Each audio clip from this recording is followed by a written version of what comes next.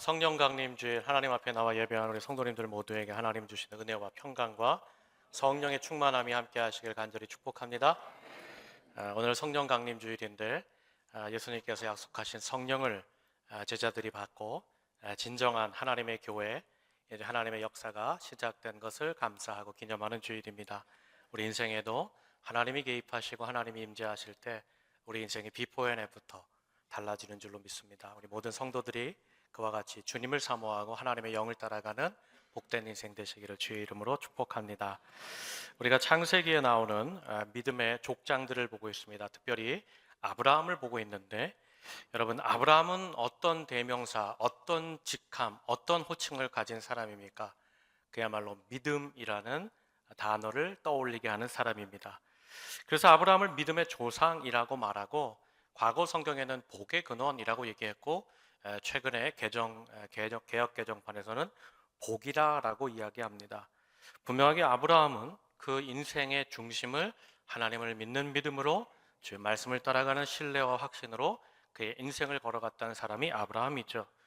그렇게 아브라함이 하나님께서 그를 부르실 때 하나님을 믿는 믿음으로 고향 친척 아버지의 집을 떠나 가나안으로 들어갑니다. 말씀을 따라갔던 그 도착한 가나안, 분명히 믿음으로 갔지만 아브라함이 그때에 그 가나안에 닥친 심각한 기근을 만나면서 아브라함이 그만 믿음을 약화시키고 상실합니다. 그러면서 분명히 보이지 않는 하나님을 쫓아온 아브라함이 갑자기 풍족한 것이 가득했던 애굽을 봅니다. 보이는 그 애굽을 향하여 내려가는 실수를 범합니다. 그리고는 자기의 생명을 지키고자 아내인 사라까지 팔아치우는 실수를 저지르죠. 또 하나님께서 그를 다시 가나안으로 돌아오게 하셔서 다시 세우셨음에도 불구하고 아브라함이 롯과 갈등이 일어납니다. 그때 아브라함이 결정하죠. 내가 믿음으로 하나님께 맡겨보리라. 그런데 어떤 일이 벌어져요? 예상과는 다르게 롯이 보이는 것을 쫓아서 요단 들녘을 결정하고 가는 반면, 믿음으로 맡긴 아브라함에게는 험한 산지만 받았을 뿐입니다. 그렇다면 사랑하는 여러분, 분명히 아브라함이 믿음으로 고향 친척 아버지 집을 떠났습니다. 그가 그렇게 떠날 수 있었던 것은 하나님을 믿는 믿음이 분명했기 때문입니다. 그렇게 하나님을 믿고 보이는 말씀, 보이지 않는 하나님을 따라 분명하게 따라간 그의 믿음 가운데 그렇게 인생의 걸음을 옮김에도 불구하고 여전히 왜 그렇게 그의 인생에는 여러 가지 어려움과 여러 가지 문제와 상황들이 펼쳐지는 것일까? 분명히 아브라함이 믿음을 가지고 떠난 길 아닙니까? 믿음으로 선 길 아닙니까? 그런데도 불구하고 왜 인생 속에는 환경과 상황, 문제와 어려움들이 일어나는가? 바로 이것이죠. 우리가 두 번에 걸쳐서 아브라함의 이야기를 들었습니다. 근데 여기에 이를 때에 한 가지를 우리가 확인할 수 있습니다. 그건 뭐냐면, 우리가 하나님을 믿는 믿음으로 산다, 믿음을 가지고 산다고 말할 때 그것은 인생에 보이는 것들의 형통이 아니라는 사실입니다. 창세기 13장으로 14장을 보면 보이는 것을 따라간 룻과 함께 했던 아브라함의 이야기가 나옵니다. 우리가 앞에서 보았듯이 룻은 눈에 보기에 좋은 것을 선택하여 결국에 소돔 땅까지 들어가게 되었습니다. 그런데 창세기 14장을 보면 그렇게 롯이 젖과 꿀이 흐른다는 그 생각했던 소돔 땅에서 원치 않는 전쟁을 겪게 됩니다. 이 전쟁은 롯과는 관계없는 전쟁이었습니다. 소돔 땅을 중심으로 한 남쪽의 5개 연합국과 그 위에 있었던 북쪽 엘람 왕 그돌라오메를 중심으로 한 북쪽 4개의 연합군이 전쟁을 치르게 된 것이죠. 그런데 이 전쟁에서 북쪽 연합군이 소돔 땅에 있는 5개 연합국을 점령해 버립니다. 북쪽의 연합군이 이기게 된 것이죠. 이때 소돔 땅도 북쪽 연합군에게 점령이 되면서 그 소돔에 살던 아브라함의 조카 롯도 어떻게 되는가? 포로가 되어버렸다는 것이죠. 보이는 것을 쫓아간 소돔에서 롯이 그만 모든 것을 잃고 자기 자신도 포로가 되는 결과를 얻게 된 것이죠. 여러분, 우리가 알다시피 고대 시대입니다. 지금으로부터 한 4천여 년 시대에 이 전쟁의 포로가 되었다는 것이 무엇을 말하는 걸까요? 여러분, 이제는 노예가 되는 겁니다. 노예라는 말은 그저 말하는 짐승이 되었다는 뜻입니다. 자자손손 대대로 이제 포로된 그 나라에, 붙잡혀간 그 나라에 노예로 종으로 살 수밖에 없는 신세라는 말이죠. 이렇게 롯이 붙잡혀갔다는 소식을 아브라함이 듣게 됩니다. 그때 아브라함이 어떤 선택을 하는가? 창세기 14장 14절을 보면 아브라함이 그의 조카가 사로잡혔음을 듣고 집에서 길리고 훈련된 자 318명을 거느리고 단까지 쫓아갔다라고 얘기합니다. 분명 과거에 땅의 선택의 문제에 있어서 조카 롯이 작은아버지였던 아브라함에게 섭섭하게 했습니다. 네가 좌하라 우하라, 그 땅을 선택하면 내가 피하리라. 그때 롯이 작은아버지, 저를 아들같이 키워주셨는데 제가 어찌 먼저 땅을 선택하겠습니까? 작은아버지, 삼촌께서 먼저 택하시죠. 그런 말 한마디 없이 우리말로 얘기하면 정말 아무런 감사나 칭찬 없이 어떻게 하는 거예요? 나는 그저 보기 좋은 땅 선택하여 가겠다고는 작은아버지에게 인사도 않고 훌쩍 떠나버린 롯입니다. 분명히 섭섭하죠. 서운한 것이 있죠. 그럼에도 불구하고 조카 롯이 붙잡혔다는 소식을 듣자마자 아브라함이 지체 없이 자기 집에서 함께 양을 치던, 짐승을 치던 목자 318명을 데리고 이제는 소돔을 포함한 남쪽을 점령한 그 북쪽의 연합군을 향하여 달려가게 된 것입니다. 그리고는 어떻게 해요? 318명, 아브라함 포함 319명이 그 북쪽의 연합군을 급습하게 됩니다. 그때 급습한 이 전쟁의 결과가 어떻게 나오는가? 창세기 14장 16절을 한번 다 함께 읽겠습니다. 함께 읽습니다. 시작. 눈 빼앗겼던 재물과 자기의 조카 롯과 그의 재물과 또 부녀와 친척을 다 찾아왔더라. 아멘. 여기 중요한 게 있어요. 모든 것을 다 찾아왔다는 겁니다. 소돔을 점령한, 소돔의 5개 남쪽 나라를 완전히 점령했던 북쪽의 연합군에게 아브라함과 318명이 급습하면서 어떻게 됐다는 거예요? 그 전쟁에서 큰 쾌거의 승리를 거두었다는 것이죠. 그렇다면 사랑하는 여러분, 이 남쪽의 5개 연합군을 점령한 북쪽의 연합군을 아브라함이 318명의, 그것도 군인이 아니라 그냥 양을 치고 염소를 치고 그 들에서 짐승을 치는 목자 318명과 나가서 승리했다면, 여러분 객관적으로 이 승리는 아브라함에게 누가 주신 겁니까? 여러분, 아브라함을 부르시고 여전히 아브라함과 함께 하시고 동행하시는 하나님이 친히 아브라함에게 베풀어 주신 은혜요, 역사요, 승리인 줄로 믿습니다. 이때 아브라함이 승리를 거두는 이 모습을 보면서 그 당시에 하나님을 섬겼던 멜기세덱이라는 사람이 등장합니다. 이 멜기세덱이라는 사람이 제사장이라고 하는데, 여러분 제사장은 언제 만들어진 제도예요? 출애굽하여서 성막을 짓고 거기에서 하나님께 제사를 드리려고 할 때 그때 만들어진 직분이에요. 그러니까 아브라함 시대에는 제사장이 있어요, 없어요? 있어서는 안 됩니다. 근데 멜기세덱을 표현할 때 제사장이라고 말합니다. 이 말은 무슨 뜻인가 하면, 아브라함도 하나님께서 불러서 믿게 하셨지만 이 멜기세덱이라는 사람도 하나님이 불러서 하나님의 직함을 가지고 하나님의 제사장의 직분을 감당하던 믿는 사람이었다는 거예요. 그런데 아브라함이 318명으로 이 거대한 승리를 거두는 걸 보면서 멜기세덱이 확신한 겁니다. 아, 저는 하나님을 믿는 사람이구나. 그리고는 멜기세덱을 아브라함이 서로 조우하게 되는 것이죠. 당신도 예수 믿습니까? 당신도 하나님 믿습니까? 맞습니다, 맞습니다. 그랬더니 멜기세덱이 이 아브라함을 향하여서 축복의 기도를 빌어준 거예요. 천지의 주제시여 이 아브라함에게 복을 내려 주시옵소서. 그야말로 가나안에 흘러 들어온 외톨백이었고 외지은이었던 아브라함에게 하나님께서 말씀대로 약속하셨던 대로 내 이름이 창대해질 거야, 내 이름이 널리 퍼질 거야 하신 그 말씀 그대로 어떻게 하는 거예요? 헤브론 산지 조그만 부족이었던 아브라함을 그 주변 나라와 남방의 나라들과 또 멜기세덱이라는 하나님을 섬겼던 제사장을 통하여서 온 땅에 아브라함 그 이름이 널리 퍼지게 되었다는 것이죠. 그리고 아브라함이 고대 전쟁에서 이긴 쪽이 사실은 전리품을 다 가져가는 겁니다. 전쟁의 승패는 이제 결정이 되면 모든 전리품은 어떻게 되는 거예요? 그야말로 다 승리한 영웅의 것이 되는 것이죠.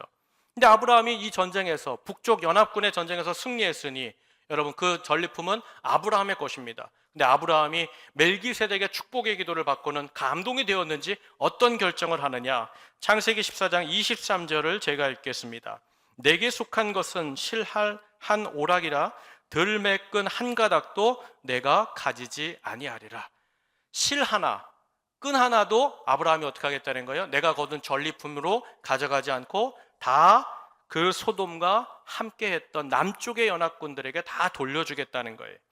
여러분, 여기까지가 이제 롯과 아브라함이 이제 그 땅을 놓고 헤어진 뒤에 오늘 본문 직전까지 일어난 일입니다. 여러분, 다시 한번 아브라함의 일대기를 보면 어떻습니까? 13장 하반절부터 14장 전체의 아브라함을 보면 여러분, 아브라함이 믿음으로 나가서 가히 이길 수 없는 존재, 북쪽 연합군 강대국을 필승으로 무찌릅니다. 대승을 거두는 거죠. 전쟁통에 붙잡혀갔던 조카 롯을 구합니다. 그의 재산도 구합니다. 그리고 그뿐만이 아니라 5개 연합국이 뺏겼던 모든 재산과 사람들을 찾아서 소돔 왕, 그 연합군 지도자에게 다 돌려준 거예요. 그야말로 돌려줄 때 무엇이 되는 거예요? 이제 남쪽의 나라에서 진짜 리더가 누구인지, 진짜 통치자가 누구인지 사실은 보여주는 것이죠. 그리고 나서 어떻게 됩니까? 하나님을 믿고 살았던, 서로가 몰랐지만 확인해 보니까 하나님께 각자 부름받아서 그 일을 감당하고 있던 멜기세덱에게까지 이제 하나님의 놀라운 이름으로 복을 받는 인생, 축복 기도를 받는 거예요. 그야말로 이제 이 갈대아 우르에서 하란에서 이제 가나안에 온 아브라함을 모르는 사람이 없는, 모든 북쪽의 나라는 아브라함에게 패했으니 아브라함의 이름을 알 것이요, 남쪽의 나라들은 아브라함이 구해줬으니 이제 진정한 아브라함이 우리 민족의, 우리의 새로운 지도자다, 그와 같은 칭송을 받게 하는 남부를 것 없는, 게다가 하나님의 복까지 거머쥐는 약속의 인생이 된 줄로 저는 믿습니다. 바라기는 아브라함이 믿음으로 하나님과 나아가서 받은 이런 일들이 우리 모든 온천제일의 믿음의 성도들에게도 동일하게 일어나기를 주의 이름으로 간절히 축복합니다. 아멘 하신 분들만 받으시기를 바랍니다. 늦었어요. 여러분, 그런데 오늘 본문 말씀 15장을 보면 어떻게 시작해요? 15장 1절을 우리 한번 다 함께 읽겠습니다. 시작. 이후에 여호와의 말씀이 환상 중에 아브라함에게 임하여 이르시되 아브라함아 두려워하지 말라. 나는 내 방패요 너의 지극히 큰 상급이니라. 아멘. 여기 보니까 15장 1절을 이 말로 시작합니다. 이후에라고 시작해요. 이후에가 언제예요? 바로 제가 말씀드린 14장 그돌라 오멜의 북쪽 연합군에서 큰 승리를 거둔 바로 그 이후라는 거예요. 그런데 15장 1절을 보니까 그렇게 엄청난 승리와 주변의 사람들에게 아브라함이라는 그 이름이 창대하게 된 직후, 게다가 하늘로부터 하나님으로부터 복을 받는 빌복의 놀라운 축복의 기도까지 받은 그 직후에 놀랍게도 아브라함의 모습이 어떻다는 거예요? 두려워 떨고 있었다는 거예요. 사랑하는 여러분, 아브라함이 자신의 이름이 높아졌어요. 넓어졌어요. 그 이방 나라와 주변국가 많은 사람에게 리더로, 영웅으로 칭송받게 되었습니다. 그렇게 박수받던 그때, 자기 인생에 이 외지에 와서 그야말로 내 이름을 떨치게 된 그때, 모든 사람이 아브라함 아브라함 외치는 그 순간 왜 아브라함은 두려워 떨고 있었던 것일까? 그 이유가 무엇이었을까요? 사실은 이유는 아브라함이 믿음으로 그돌라오멜의 그 북쪽 연합군을 이겼기 때문에 떨게 되었다는 거예요. 무슨 뜻인가? 창세기 14장에서 엘람왕을 중심으로 했던 북쪽의 연합군을 여러분 아브라함이 급습하여 이겼습니다. 그런데 성경을 잘 읽어보면 그들이 이번 전투에서만 패했을 뿐이지 그들이 멸절되거나 사라지지 않았다고 말하고 있어요. 아브라함과 목자 318명에게 그야말로 급습을 당하여서 대패했지만 이 대패를 끝으로 물러날 그돌라 오멜과 북쪽의 연합군이 아니라는 거예요. 여러분, 이 북쪽의 연합군은 과거 13년 동안이나 남쪽의 연합군을 이미 점령하고 있었어요. 그리고 남쪽만 점령한 게 아니라 북쪽으로, 동쪽으로, 서쪽으로 이 4개의 연합 군대는 강력한 힘을 가지고 그 지역을 다 정벌해낸 연합군이었다는 거예요. 비록 지금은 아브라함에게 급습을 당해서 대패하며 물러갔지만 여러분, 추후 얼마든지 아브라함을 찾아내고 그 아브라함에게 복수할 수 있을 거대한 세력으로 여전히 존재했다는 거예요. 그러니까 아브라함이 두려워 떨기 시작했다는 거예요. 게다가 지금은 아브라함이 소돔 포함 남쪽의 5개의 연합국을 도와주었습니다. 그런데 나중에 이제 북쪽의 연합군이 어차피 아브라함이 살던 헤브론 산지로 오려면 남쪽을 지나와야 되는데 그때 이 북쪽 연합군이 전세를 가다듬어서 북쪽에서 남쪽으로 치고 올 때 이 5개 연합군이 북쪽과 싸워줄까요? 여러분, 저는 그렇게 보지 않아요. 이 사람들이 지금 북쪽의 연합군들이 누구한테 패했어요? 아브라함에게 패했습니다. 그러면 잡고자 하는 사람이 누구예요? 아브라함입니다. 그럼 남쪽의 연합의 왕들이 어떻게 할 수 있어요? 그돌라오멜이요, 당신들이요, 우리가 아브라함 있는 곳을 잘 알고 있으니 아브라함 잡을 수 있도록 도와줄 테니 우리는 그냥 가십시오. 우리가 지난 13년 동안 당신에게 조공을 드렸으니 우리는 그냥 넘어가시면 어떻겠습니까? 그리고는 내가 도와준 남쪽 연합군이 도리어 나를 잡으러 올 수도 있는 상황이 아브라함에게 펼쳐져 있는 겁니다. 바로 아브라함이 믿음으로 이긴 이 전쟁의 승리 때문에 그의 이름이 높여지고 그가 축복을 받는 기회가 되었지만, 하나님이 함께 하시는 역사의 체험이 되었지만, 더불어 이 승리로 말미암아 어떤 일이 되는 거예요? 그저 한 부족에 불과했었던 아브라함 자신이 이제는 북쪽의 연합군, 칼을 갈고 내려오는 연합군에 의해 전멸당하고 진멸당할 수도 있는 큰 위기에 서게 됐다는 거죠. 여러분, 아무도 가나안의 외톨배기, 굴러 들어왔던 이 아브라함을 함께 할 수 있는 사람이 전혀 없고 그저 아브라함만 헤브론 산지에 남게 되었다는 거예요. 이 현실과 이 상황과 이 염려가 찾아오니까 어떻게 돼요? 아브라함이 그만 깊은 두려움에 빠지고 말았다는 거예요. 사랑하는 여러분, 믿음으로 살면서 우리가 큰 승리를 거둘 때가 있어요. 그런데 다시 언제든지 얼마든지 우리는 현실을 마주대할 할 때, 현실을 자각할 때 두려움에 빠질 수도 있는 것이 우리 인생이라는 거예요. 그런데 사랑하는 여러분, 이렇게 큰 두려움에 빠진 아브라함을 누가 찾아오세요? 하나님이 아브라함을 찾아오시는 거예요. 그러면서 아브라함에게 주신 말씀이 뭐예요? 두려워하지 말라는 거예요. 두려워하지 말라. 사랑하는 여러분, 하나님은 오늘도요, 두려움에 빠진 자를 홀로 내버려 두지 않고 찾아와 염려하지 말아라, 두려워하지 말아라, 우리에게 다시 약속해 주시고 붙잡아 주시는 나의 하나님이 되시는 줄로 믿습니다. 바라기는 하나님이 오늘 두려워하지 말라 말씀하신 이 말씀이 저와 여러분의 말씀 되기를 주의 이름으로 축복합니다. 그러면서 하나님께서 아브라함에게 두려워하지 말라면서 본인이 앞으로 아브라함에게 두 가지가 되어주시겠다고 약속해요.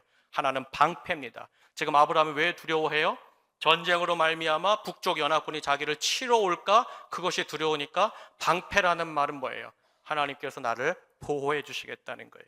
여러분, 하나님이 지키시면 감히 어떤 자도 뚫을 수 없고 이길 수 없는 줄로 믿습니다. 그러면서 하나님이 또 한 가지를 얘기합니다. 내가 너의 상급이 되어주마.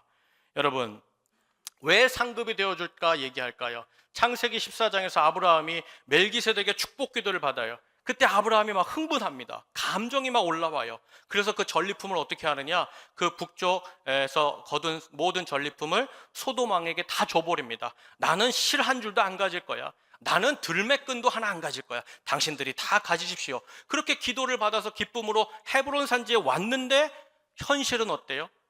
험악해요. 척박해요. 마음속에 내가 전쟁에 나가면 전쟁에 대한 승리의 상급, 그 삭스럽게 되는데 그거라도 받아올 걸 그랬어. 그 마음이 현실 자각에 그의 마음에 드러났다는 거예요. 무슨 뜻이에요? 헤브론에 와서 보니까 마음 한켠에 재물에 대한 아쉬움이 생긴 거예요. 내가 내 상급이라도, 전쟁에서 받아는 내 삭시라도 받아와야 되는 것이 아닐까? 앞으로 나 뭘 먹고 살지? 내가 보니까 여기가 척박해요. 아무것도 없어요. 바로 미래 생활에 대한, 가정 생활에 대한, 앞으로의 경제 생활에 대한 두려움이 아브라함에게 찾아왔다는 거예요. 그때 하나님이 이 미래와 가정생활, 재물에 대하여 걱정할 때 하나님이 말씀한 게 뭐예요? 내가 너의 상급이 되어줄게. 너 전쟁통에 네 상 못 챙겼다고 걱정하지 마. 근데 하나님께서 말씀하시는 걸 15장 1절 마지막 보면 일반적인 상급이 아니에요. 마지막 보면 뭐라고 말씀하세요? 지극히 큰 상급이니라. 지극히 큰 상급이니라. 여러분, 무슨 뜻인가 하면 일반 지극히 큰 상급이라는 말은 내가 받는 것 곱하기 2를 주겠다는 거예요. 무슨 뜻이에요? 너 앞으로 먹고 사는 길 걱정해라 마다 하지 말라는 거예요. 너 일평생 먹고 살 거 내가 제공해 줄 테니, 남에게 그냥 네가 받은 것만큼 흘려보내도 될 만큼 줄 테니 너 앞으로 먹고 사는 길 조금도 생각하지 마라. 하나님께서 보장해 주시겠다고 약속해 주셨다는 거예요. 바라기는 저는요, 오늘 아브라함이 하나님으로부터 받은 이 말씀, 하나님은 너의 방패가 될 거야, 하나님은 우리의 상급이 되어 주실 거야, 방패와 상급이 되어지는 이 하나님의 약속의 말씀, 보장의 말씀이 우리 모든 성도들의 말씀과 실천이 되기를 주의 이름으로 축복합니다. 그러면서 하나님이 여기 중요한 것을 말씀하십니다. 이렇게 내가 방패야, 내가 너의 상급이 될 거야 라고 말씀하셨는데, 여러분, 그 말씀을 받는 순간 아브라함의 그 주변이 용병으로 가득 찼습니까? 하나님께서 내가 너의 방패가 되어줄 거야. 그 말씀대로 했을 때 하나님이 용병을 세워주시고 병거들을 보내주시고 많은 군대를 아브라함 헤브론 산지에 진을 치게 하셨어요? 아니요, 절대 없었어요. 내가 너의 지극히 큰 상급이야 라고 얘기할 때 아브라함 호주머니에 황금이 들어왔나요? 아브라함의 그 서랍 속을 열어봤더니 돈이 가득했나요? 재물과 보석이 생겼나요? 여러분, 방패와 상급이라고 했지만 아무것도 나타난 게 없어요. 용병 하나가 찾아온 일이 없다는 거예요. 도리어 죽을 힘을 다해 그 구해낸 조카 롯마저도 말 한마디 없이 삼촌 곁에, 죄송합니다, 삼촌 나를 살려주셨으니 제가 다시 삼촌 곁에 돌아와서 함께 삼촌과 함께 살겠습니다, 그런 말 한마디 없이 그는 다시 소돔 땅에 들어가서 살아버렸다는 거예요. 결국 무엇 하나 실체가 이루어지지 않은 채 그냥 아무것도 없는 하나님의 말씀만 받은 상태에 이르렀다는 거예요. 그러니 여러분, 아브라함의 마음이 어떻겠어요? 말씀을 받았지만 아브라함이 어떻게 나옵니까? 믿지 못하는 거예요. 창세기 15장 2절 말씀 한번 다 함께 읽겠습니다. 시작. 아브라함이 이르되 주 여호와여 무엇을 내게 주시려 하나이까? 나는 자식이 없사오니 나의 상속자는 이 다메섹 사람 엘리에셀이니이다. 아멘. 여러분, 하나님께서 내가 너의 방패야, 내가 너의 상급이야, 지극히 상급이야 라고 말씀하셨는데 이 말씀 아브라함이 믿었다는 거예요? 안 믿었다는 거예요?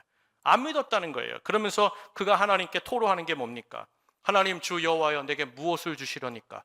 여러분, 지금 하나님이 방패를 주신다고 그랬고 상급을 주신다고 했는데 지금 아브라함이 엉뚱한 소리 하잖아요. 그거 말고요, 뭐 주시려고 그러시냐고요.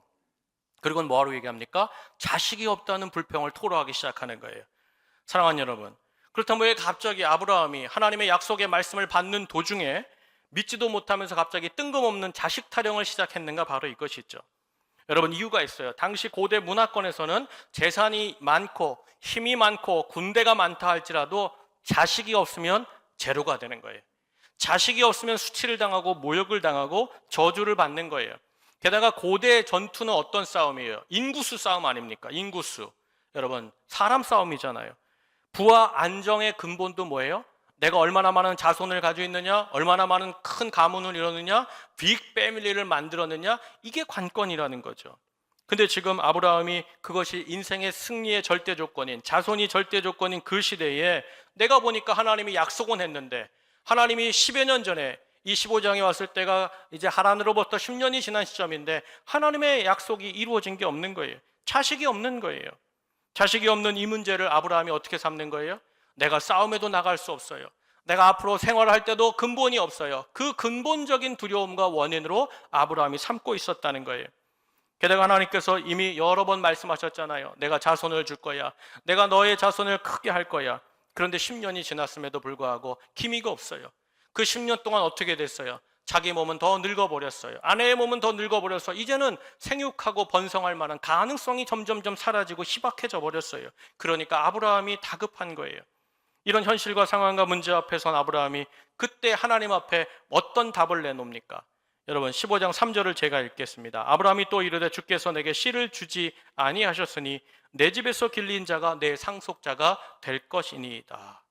이미 10년이 훌쩍 지났음에도 자식 하나를 주시지 안 주시니까 이제는 내 생각대로 내가 내 집에서 길리운 종 엘리에셀을 내 후사 삼겠다고 하나님께 제안했다는 거예요. 사랑하는 여러분, 다메섹에서부터 붙잡아 온 엘리에셀, 그를 내 아들 삼겠다는 아브라함의 대안입니다. 사랑하는 여러분, 지금 아브라함이 하나님을 모르는 사람입니까? 아닙니다. 잘 압니다. 그 약속의 말씀도 여러 번 받았습니다. 확인했습니다. 그런데 그럼에도 불구하고 하나님은 지금 내가 당하는 이 아픔과 상황과 형편을 너무 모르신다고 아브라함이 오해하고 있는 거예요. 사랑하는 여러분, 사실 우리도 이런 날이 있죠. 우리가 신앙생활하면서 얼마나 하나님의 말씀을 많이 듣고 그 약속을 많이 거머쥐었습니까? 얼마나 많이 받았습니까? 정말 그 하나님의 말씀대로 되어지면 좋겠다는 것은 신앙생활을 처음 시작한 새가족들도 다 아는 바입니다.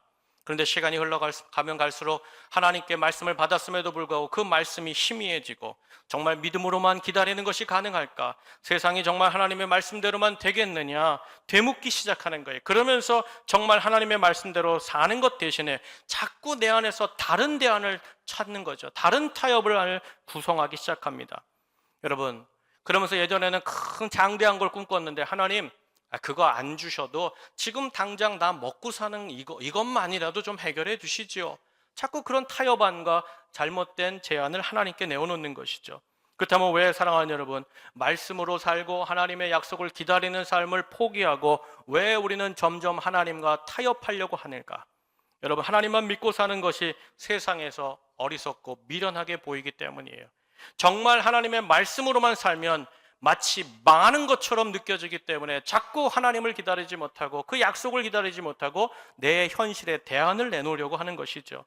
결국 이렇게 하나님께서 다시 말씀을 주셨음에도 믿지 못하는 이 아브라함을 하나님께서 어떻게 하실까? 여러분, 우리 창세기 15장 4절을 다 함께 읽겠습니다. 함께 읽습니다. 시작. 여호와의 말씀이 그에게 임하여 이르시되 그 사람이 네 상속자가 아니라 내 몸에서 날 자가 네 상속자가 되리라. 아멘. 사랑하는 여러분, 하나님께서 다시 뭐라고 말씀하시는 거예요?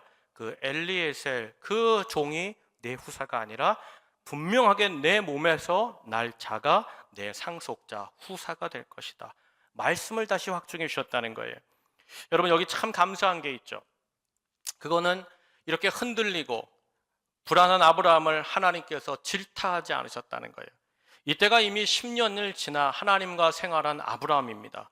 그럼에도 불구하고 하나님이 여러 번 말씀했는데도 믿지 못하는 아브라함에게 하나님은 얼마든지 말씀할 수 있죠. 야, 네가 나와 함께 신앙생활한 지 10년인데 너 겨우 그 정도밖에 되지 않느냐. 그렇게 질책하시고 책망도 하실 수 있음에도 불구하고 도리어 하나님께서 어떻게 하시는 거예요? 하나님이 주셨던 그 첫 말씀을 다시 확증해 주시는 거예요. 네가 생각하는 바 그 종이 내 아들이 아니다. 반드시 내가 내 몸에서 너로 말미암아 자식을 얻게 하실 것이다. 확증해 주신 것이죠. 사랑하는 여러분, 민수기 23장 19절의 말씀 보면 이런 말씀이 있어요. 우리 한번 다 함께 읽겠습니다. 시작. 하나님은 사람이 아니시니 거짓말을 하지 않으시고 인생이 아니시니 후회가 없으시도다. 어찌하신 그 말을 행하지 않으시며 하신 말씀을 실행하지 않으시랴. 아멘. 사랑하는 여러분, 하나님께서 말씀하신 것, 우리의 부족함과 믿음의 연약함에도 불구하고 절대 하나님은 취소하거나 축소하거나 없다 하지 않으시고 그 말씀을 꾸준히 이루어 가시는 우리 하나님인 줄로 믿습니다. 하나님이 다시 찾아와서 질책하지도 않고 아브라함아 아브라함아 내가 너에게 첫 번째 약속했던 그 말씀이 있잖아. 다시 이 말씀을 붙잡으면 어떻겠느냐. 내가 반드시 네가 지금 자식이 없다고 하니 내가 자식을 줄 거야. 그 자식을 너에게 반드시 줄 거야. 하나님이 다시 한번 말씀으로 확증해 주셨다는 거예요.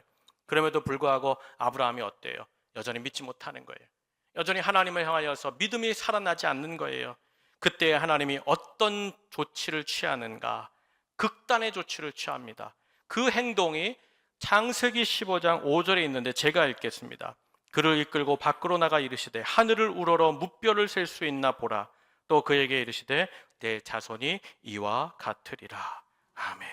하나님께서 아브라함을 갑자기 손을 잡더니 그 장막, 그 텐트 밖으로 끌고 나가셔가지고는 저 밤하늘에 별들을 바라보게 하셨다는 거예요.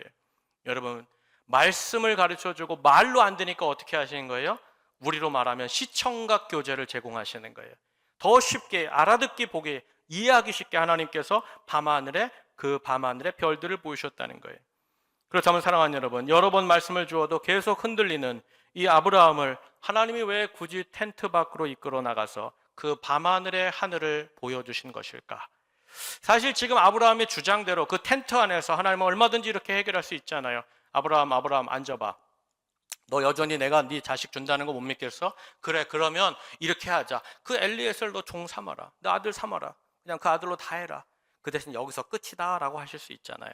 아니면 자식이 없습니다. 그래 아브라함아, 내가 좀 더 구체적으로 너한테 알려줄게. 너 헤브론 산지의 두 번째 봉우리 밑에 가면 그 식물 있지, 그 나무 있지, 상수리 나무 있지, 그 밑에 뿌리 팔아. 뿌리 캐 가져와서 말려서 차로 달여 먹어라. 네 내외가 달여 먹으면 그날 저녁에 아들 생길 거야. 이렇게 구체적으로 말씀해 주면 안 됩니까? 뭘 굳이 텐트 밖으로 이끌고 나가서 그 하늘을 바라보게 하냐? 바로 이것이죠.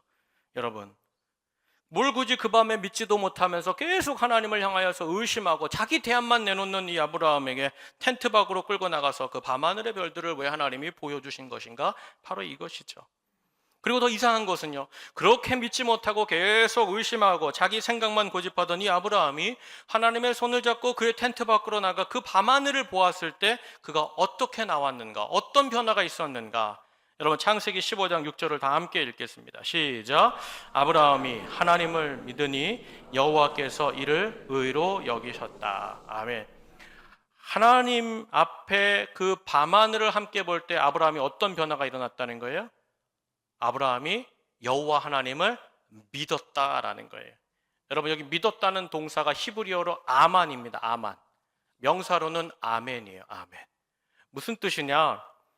아브라함이 그렇게 하나님의 말씀에도 믿지 못하고 의심하고 두려워할 때에 하나님이 그를 이끌어 밤하늘의 저 별들을 바라보자 할 때 아브라함이 그 밤하늘을 바라보는 순간 그의 믿음에 아멘이 터졌다는 거예요. 그의 입술에 아멘, 하나님을 향한 그 믿음이 터졌고 아멘 했을 때 하나님이 그 모습을 뭐로 여기셨다? 너는 의로운 자다, 너는 나의 사람이다 인정해 주셨다는 거예요. 그렇다면 사랑하는 여러분, 오늘 중요한 건 바로 이겁니다. 지금까지 하나님이 친히 찾아와 내가 너의 방패가 되어줄게, 내가 너의 지극히 큰 상급이라 해도 믿지 못하고 계속 아들 하나가 왜 없냐고, 왜 아들을 안 주셨냐고, 나는 그래서 이제 그 종 엘리에셀을 내 후사 삼겠다고 아브라함이 그렇게 하나님께 항변하고 토로하고 있었음에도 불구하고 어떻게 하나님이 그 밤하늘의 별들을 아브라함에게 보여주시는 즉시 아브라함의 그 믿음이 되살아났는가? 바로 이것이죠. 아브라함이 밤하늘을 본 것과 그의 믿음이 다시 태동하게 된 것이 무슨 관계가 있냐 이거예요. 사랑하는 여러분, 어떻게 생각하세요? 여러분, 밤하늘을 보는 것과 내 믿음이 살아나는 건 무슨 관계가 있을까요? 이유가 있죠. 답이 있죠. 여러분, 지금부터 제가 하는 말을 들으면 여러분이 탁 캐치해낼 수 있을 거예요. 사랑하는 여러분, 혹시 최근에 밤하늘의 별들을 보신 적이 있으십니까? 밤하늘의 별들. 천문학자들, 우주과학자들이 이야기하는 게 있어요. 그건 뭐냐면 별을 많이 보려면, 쏟아지는 별들을 보려면 적도 근처, 오염이 덜 된 곳에 가면 그 하늘의 많은 별들, 무수한 별들을 볼 수 있다는 거예요. 여러분, 오늘 본문 속에 아브라함이 살던 곳이 어디입니까? 적도 근처죠. 적도 근처입니다. 게다가 지금으로부터 4,000년 전의 밤하늘이에요. 그럼 그 당시 아브라함이 텐트 밖으로 나가서 바라본 그 하늘과 오늘날 오염과 여러 가지 상황과 불빛으로 이 하늘을 바라보는 것, 비교가 되겠습니까? 여러분, 아브라함이 본 그 밤, 4,000년 전의 그 밤은 얼마나 투명하고 맑았겠습니까? 그야말로 오늘날 적도나 어느 좋은 곳에 가서 보는 그런 수준이 아니라 정말 하늘을 가득 메운 그 하늘의 별들과 수많은 반짝이는 그 별들을 아브라함이 목격하게 되었다는 거예요. 무슨 뜻이에요? 여러분, 그 수없이 셀 수도 없는 별들을 바라보면서 아브라함 가운데 이 모든 것을 창조하신, 온 세상, 이 온 우주를 창조하신 경이로운 하나님, 그야말로 온 세상을 만드시고 인간을 만드시고 그 하늘의 달과 별을 지으시고 저 수많은 별들을 여전히 빛나게 하시는 온 우주의 창조자 되신 하나님이 보여졌다는 거예요. 더 쉽게 말씀드릴게요. 오늘 아브라함이 이런 광대하고 저 놀라운 하늘과 이 우주의 별들을 바라보다가 창조주 되신 하나님을 바라보게 되었다는 거죠. 그러면서 하나를 생각합니다. 아브라함 마음속에 이 생각이 떠올랐다는 거예요. 어찌 저 창조하신 하나님이, 저 수많은 별들을 창조하신 하나님이 나 하나를 못 지켜주시겠는가? 어찌 내가 살아갈 이 인생을 저 창조주 하나님께서 채워주시지 못하겠는가? 어찌 모든 것을 만드시고 저 온 우주를 창조하신 그 하나님이 어찌 내게 아들 하나를 만들어 주시지 못하겠는가? 그 전능하신 하나님 앞에, 창조주 앞에 있으니까 여러분, 자기 자신이 가지고 있었던 많은 문제와 어려움이 아무것도 아닌 것을 창조주 앞에서 아브라함이 깨닫게 되었다는 거예요. 사랑하는 여러분, 다윗도 마찬가지죠. 다윗도 하나님으로부터 약속을 받습니다. 네가 이스라엘의 두 번째 왕이 될 거야. 사무엘이 찾아와서 그에게 기름을 부었어요. 약속을 받았어요. 근데 10년 동안 고생합니다. 10년 동안 아무것도 없는 거예요. 광야를 내닫는 거예요. 얼마나 절망이 되고 얼마나 낙심이 되겠어요. 나는 이대로 사울에게 죽는 것이 아닌가, 나는 이제 여기서 인생이 끝나는 것이 아닌가. 그 절망스러울 때 하나님이 다윗에게 어디를 바라보게 하시는 거예요? 시편 8편 3절로 4절 말씀인데 우리 한번 다 함께 읽겠습니다. 시작. 주의 손가락으로 만드신 주의 하늘과 주께서 베풀어 두신 달과 별들을 내가 보오니 사람이 무엇이기에 주께서 그를 생각하시며 인자가 무엇이기에 주께서 그를 돌보시나이까. 아멘. 여러분, 다윗도 마찬가지죠. 하나님을 바라보니까 내 문제는 아무것도 아닌 거예요. 하나님이 나를 어떻게 돌보고 계시고 하나님이 나에게 얼마나 관심하고 계시고 나를 얼마나 사랑하고 계신지 그 크신 하나님이 보이니까 내 인생을 둘러싼 많은 문제는 그저 먼지와도 같고 아무것도 아닌 것처럼 느껴졌다는 거예요. 바로 아브라함 안에 그 밤하늘의 무수한 별들을 바라볼 때 하나님, 그분은 말씀하시면 이루시는 하나님이시구나. 그 말씀은 능력이요 실체구나. 아브라함이 다시 새 믿음의 탄성이, 아멘이 그 밤하늘을 바라보며 창조주 하나님을 발견하는 순간 그의 입술에서 터진 줄로 믿습니다. 사랑하는 여러분, 우리가 갖고 있는 믿음이 뭘까요? 믿음은 얼마든지 무에서 유를 창조하시는, 말씀하신 것을 이루시고 성취하시고 그대로 행하시는 창조주 하나님이 나의 하나님 되십니다. 이 고백에 아멘하는 것이 믿음이에요. 하나님이 모든 것을 만드신 창조주여, 내가 당하는 모든 상황은 하나님 앞에서 아무것도 아니로다. 하나님은 얼마든지 내 인생을 뒤집어서 하나님의 아름다운 창조의 능력으로 새롭게 하시는 하나님이시구나. 내 몸에서 어떤 일도 하나님은 얼마든지 행하실 수 있구나. 여러분, 그 창조주 되시는 하나님을 인정하는 것, 바라보는 것이 우리의 믿음으로 축복합니다. 그러니까 지금 내가 당면한 이 문제, 이 상황과 이 현실을 바라보는 것이 아니라 모든 상황과 환경을 감찰하시고 지배하시고 간섭하시고 결국에는 새 하늘과 새 능력으로 새롭게 하시는 그 하나님, 그 전능하신 하나님, 창조주 하나님이 나의 하나님인 것을 내가 아멘, 맞습니다, 아멘, 그 말씀대로 되리라, 아멘, 그것을 하나님께서 의로 여기시고 우리에게 그 말씀, 그 역사대로 이루시는 줄로 믿습니다. 그런 사랑하는 여러분, 오늘 결국 계속 흔들리던 가운데 그 밤하늘의 별을 보면서 창조주 하나님을 인정하고 나의 자금을 인정했던 이 아브라함의 이 인생에, 이 가정에 하나님이 이 믿음의 회복을 통하여서 그의 인생에 펼쳐주신 역사와 복이 무엇인가?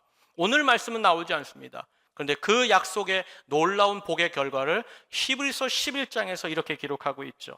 히브리서 11장 11절을 제가 읽겠습니다. 믿음으로 사라 자신도 나이가 많아 단산하였으나 잉태할 수 있는 힘을 얻었으니 이는 약속하신 이를 믿으신 줄을 알았습니다. 아멘. 우리 11장 12절 말씀 다 함께 읽겠습니다. 시작.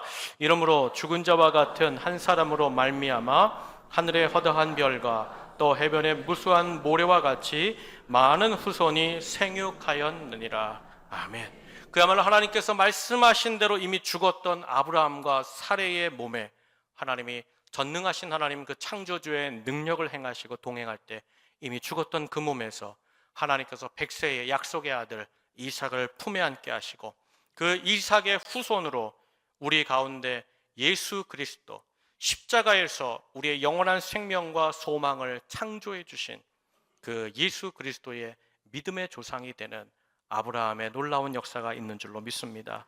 사랑하는 여러분, 오늘 우리도 마찬가지죠. 우리가 오늘 나의 창조주 되신 하나님께 믿음으로 반응하면 다른 거 없어요. 아멘, 아멘. 하나님을 바라보며 아멘 할 때 여러분, 그 창조주께서 언제든지 그 능력으로 새 역사로 우리의 삶을 기적과 같이 죽은 몸도 살리셔서 새로운 생명의 역사에 풍만한 땅으로 인도하실 줄로 믿습니다. 그런 사랑하는 여러분, 지금 상황이 답답하고 막막하고 이미 여러 번 하나님의 약속을 받았는데 더디 오는 것으로 말미암아 지친 분이 계십니까? 여전히 하나님을 믿습니다라고 말은 하지만 내 앞에 찾아오는 현실적인 문제와 상황과 내 육신적인 조건들로 인해서 두렵고 떨리는 분이 오늘 여기 계시다면, 사랑하는 여러분, 고린도후서 4장 7절에 이 약속을 꼭 붙잡으기를 주의 이름으로 축복합니다. 우리 다 함께 읽겠습니다. 시작. 이는 심히 큰 능력은 하나님께 있고 우리에게 있지 아니함을 알게 하려 함이니라. 아멘. 사랑하는 여러분, 능력은 하나님께 있는 줄로 믿습니다. 그 창조주 하나님께서 능력을 베푸시면 우리의 인생은 뒤집어지고 새로운 역사와 새로운 믿음과 새로운 시대로 나아갈 줄로 믿습니다. 바라기는 오늘 모든 성도들이 현실과 두려움 앞에 떨고 있을 때라도 여러분, 내 인생의 가정의 앞날이 보이지 않는다 할지라도 언제나 새롭게 일하시고 새롭게 창조하시고 성취하시는 나의 창조주 크신 하나님을 바라보고 주목하며 그 하나님의 능력으로 나는 새로워지리라. 아멘. 그 하나님의 손길로 우리 가정을 새로워지리라. 아멘. 내 자녀들의 인생은 하나님의 손에 있으리라. 아멘. 여러분, 아멘하는 믿음을 회복하는 인생마다 반드시 하나님이 창조주의 능력으로 전능하신 하나님의 권세와 역사하심과 회복과 능력과 권세와 위로와 힘과 능력과 존귀함으로 우리 인생을 아브라함과 같은 믿음의 조상으로, 아브라함과 같이 인생에 복받는 인생으로, 하늘의 영광을 누리는 인생으로 우리 가정과 우리 교회 또한 인도하실 줄로 믿습니다. 바라기는 여러분, 인생의 날에 꼭 창조주를 기억하십시오.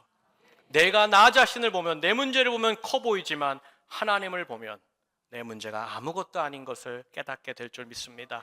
오늘 창조주 하나님 앞에 아멘. 나를 다시 새롭게 하실 하나님 앞에 아멘. 내 가정을 이끄실 하나님 앞에 아멘. 우리 온천제일교회를 새로운 창조와 역사로 새 시대에 걸어가게 하실 하나님께 아멘. 믿음으로, 소망으로, 능력으로, 힘으로, 하나님의 말씀의 아멘으로 걸어가 그 영광의 땅에서는 우리 모든 온천제일 성도들 되시길 주의 이름으로 축복합니다. 우리 말씀 붙잡고 기도하겠습니다. 사랑하는 우리 가족 여러분, 여러분의 믿음이 흔들립니까? 지금 하나님을 믿고 있음에도 불구하고 내가 당하는 이 현실과 상황과 문제가 더 크게 보이십니까?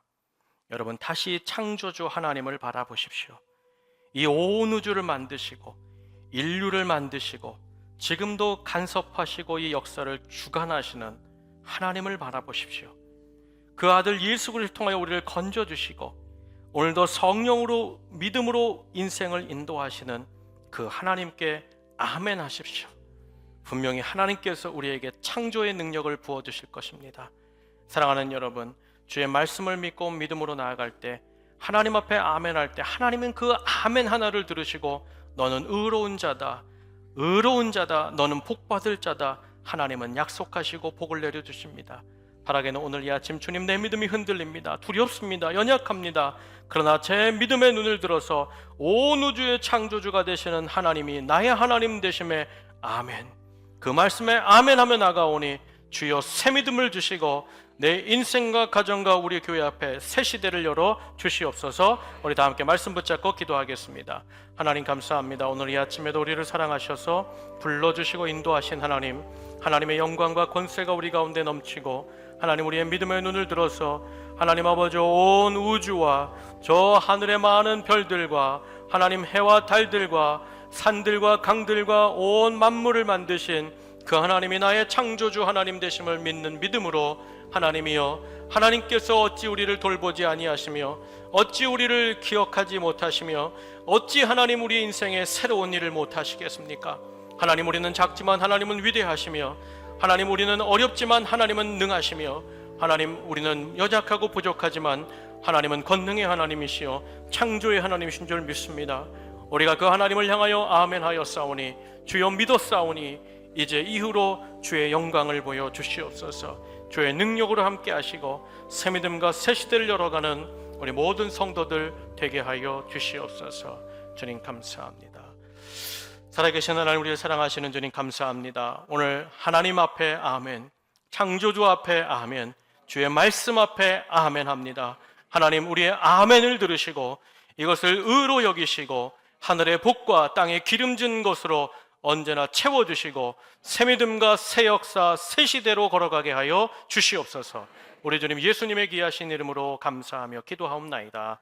아멘. 우리 다 함께 자리에서 일어나셔서 찬송가 384장 찬송하고 축도함으로 예배를 마치겠습니다.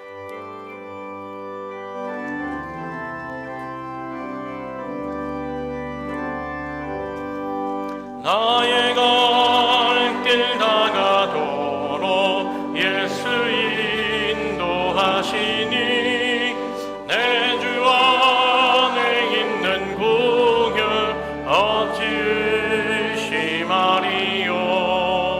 믿음으로 사는 자는 하늘 위로 받겠네. 무슨 일을 만나든지 만사 형통하리라.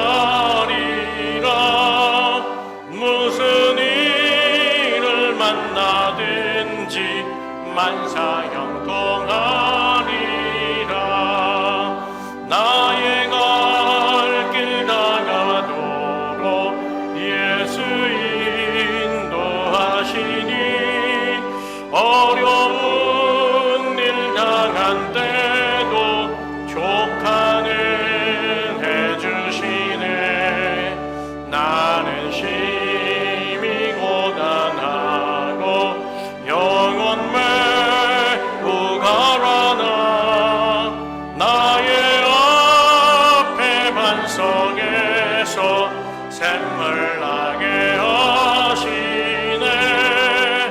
나의 앞에 반석에서 샘물 나게 하시네.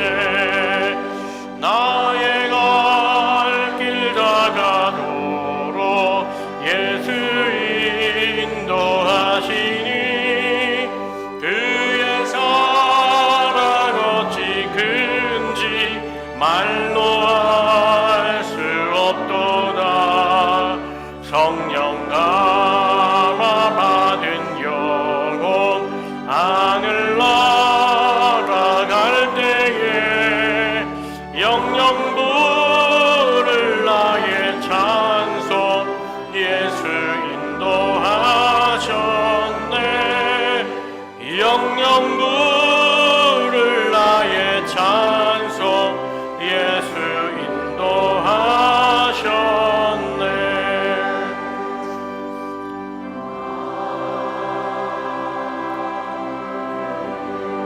인도하셨네. 기도하겠습니다. 이제 우리를 구원하시고 그 십자가에서 그 놀라우신 사랑을 만들어 베풀어 주신 우리 구주 예수 그리스도의 그 은혜와 우리에게 믿음을 주셨으며 그 위기에 말씀을 주심으로 그 말씀을 이끄시고 결국 그 아름다운 땅에 이끌어 서게 하시는 우리 하늘아버지의 무한하신 사랑하심과 우리 안에 내주 동행하시며 다시 창조주 하나님을 바라봐라 그 말씀에 아멘하라 격려하시고 힘주시는 성령님의 감화감동 교제 교통하심이 하나님만이 우리를 새롭게 하시는 창조의 하나님이십니다. 하나님, 나는 연약하고 부족하지만 하나님은 강하고 위대하신 나의 창조주가 되십니다. 다시 믿음으로 주의 말씀 앞에 아멘을 하며 나아가는 우리 모든 온천제일 성도들의 머리 위에 그 가정과 자녀들과 직장과 삶의 모든 터전 위에 이 나라와 이 민족 위에 이후로 함께 하실 우리 온천제일교회의 모든 현장과 행사와 역사 위에 이제부터 영원토록 함께 계시기를 간절히 축원하옵나이다. 아멘, 아멘, 아멘.